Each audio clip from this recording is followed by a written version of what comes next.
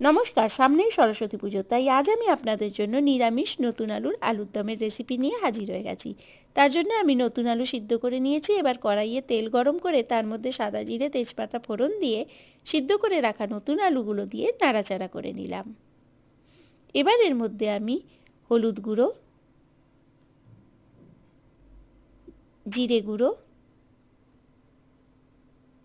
স্বাদ মতো শুকনো লঙ্কা গুঁড়ো দিয়ে মশলাগুলো ভালোভাবে মিক্স করে নেব।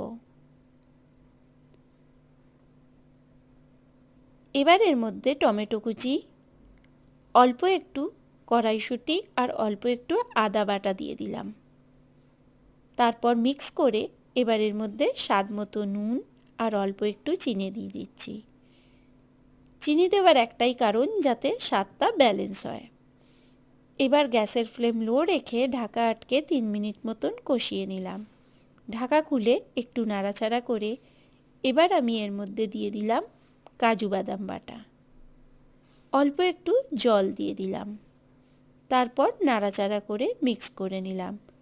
ঝোল যখন ঘন হয়ে গেল তখন আমি এর মধ্যে গরম মশলা গুঁড়ো দিয়ে দিলাম। তারপর ভালোভাবে গরম মশলা মিক্স করে নিলাম। নিন, নতুন আলুর নিরামিষ আলুর দম রেডি। গরম গরম লুচি, পরোটা কিংবা খিচুড়ির সাথে এরমভাবে আলুর দম করে দেখুন, দারুণ লাগবে কিন্তু খেতে।